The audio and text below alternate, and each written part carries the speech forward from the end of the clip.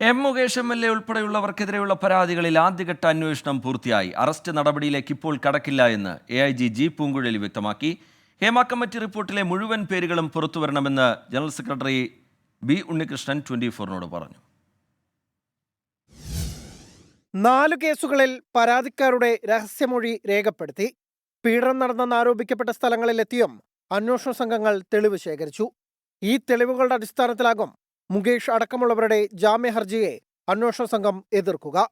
പ്രതികളുടെ ചോദ്യം ചെയ്യലും അറസ്റ്റും ഇപ്പോഴില്ലെന്നും അന്വേഷണ ഉദ്യോഗസ്ഥ AIG പൂങ്കുഴലി വ്യക്തമാക്കി. പഴയ കേസായതുകൊണ്ട് ഒരുപാട് അന്വേഷിക്കേണ്ടതുണ്ട്. കുറേ മൊഴികളും കുറേ സാക്ഷികളും എല്ലാം എടുക്കേണ്ടതുണ്ട്. അപ്പോൾ അതിൻ്റെതായിട്ടുള്ള പ്രൊസീജിയേഴ്സായിട്ട് മുന്നോട്ട് പോകുന്നുണ്ട്. ഹേമ കമ്മിറ്റി റിപ്പോർട്ട് ചർച്ച ചെയ്യാൻ ഫെഫ്ക സ്റ്റിയറിംഗ് കമ്മിറ്റി ആരംഭിച്ചു. തുറന്നു പറച്ചിലുകൾ കണ്ണു തുറപ്പിക്കുന്നതാണ്. ആരോപണങ്ങളോട് പ്രതികരിക്കുകയെന്നത് ആരോപണ വിധേയരുടെ ബാധ്യതയെന്ന് B ഉണ്ണികൃഷ്ണൻ പറഞ്ഞു.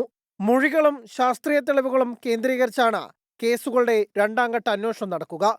വർഷങ്ങൾക്ക് മുമ്പുള്ള കേസായതിനാൽ തെളിവുകൾ കണ്ടെത്താൻ അന്വേഷണ സംഘത്തിന് ഏറെ വിയർക്കേണ്ടി വരും. വിഷ്ണു സുരേഷ്, 24, കൊച്ചി.